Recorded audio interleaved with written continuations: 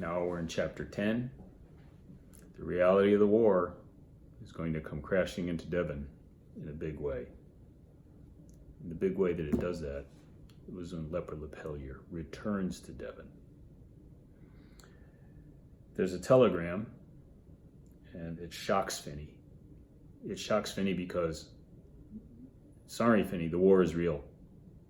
And the things that are happening to young men are happening, and there's no denying it or getting around it. Gene says, I was in the war, but I never fought. I spent most of my time in the war. He apparently got into the war very late, going from one settlement, unknown settlement, to the next. Most of the men in my high school graduating year were saved from the war by the Holocaust of the bomb. Don't forget, the United States dropped 2 atomic bombs on the Japanese, one at Hiroshima, the other at Nagasaki. The famous African-American leader, Malcolm X, said this was a racist act. We dropped it on the people who were Asian. We didn't do it to the Germans. Might have had something there. We're in Vermont, and I went to school there. It's a beautiful countryside, but Gene says the landscape has this natural coldness, and the houses are kind of holdouts in a death landscape. There's that reference to death again. Gene's always talking about death. War's about death, that's for sure. So Gene has a hopeful interpretation of Leper's telegram, that Leper escaped from spies. It's romantic, it's heroic, and he's relieved that there's some color and life in the war. War is not about life, war is about death and destruction. The weather is sunny, and it makes the countryside joyful, and there is something joyful about the sun shining on the snow in the winter. The wind knifes at his back, and here's Leper. And having read this chapter, it's pretty obvious.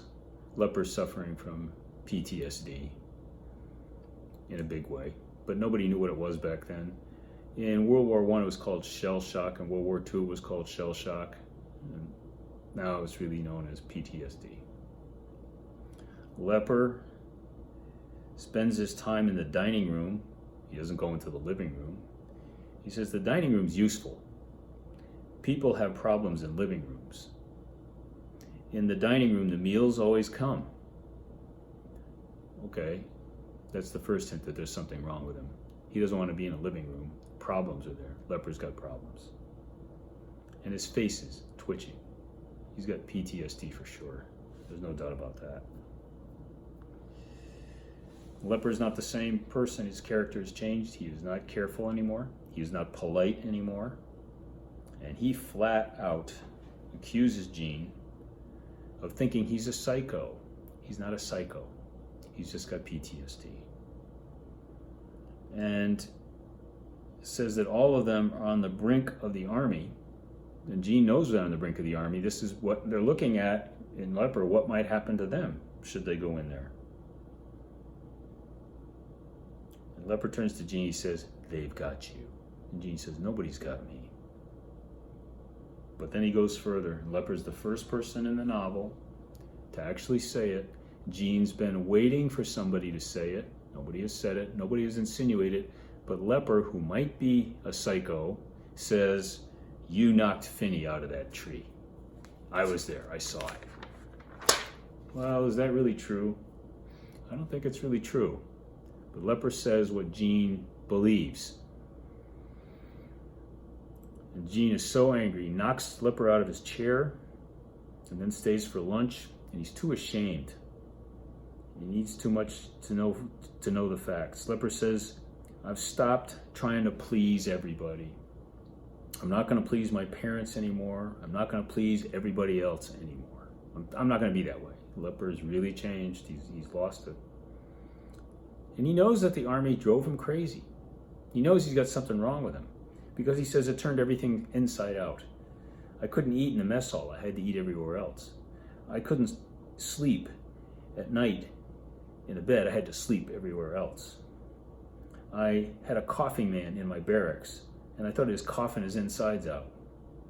And the corporal's face was changing into a woman's. And the coughing man was holding an amputated leg. Yeah, PTSD big time. And no treatment for it back then. Gene doesn't want to hear any more about this. The reality is too harsh.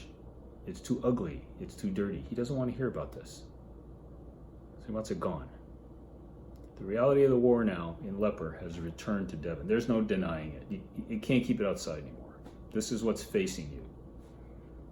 If you go back to All Quiet on the Western Front, when Paul Baumer is in his first battle, he sees the things, men with their arms blown off, experiences gas. These are things that an 18, 19-year-old kid shouldn't experience, but it's the reality of war.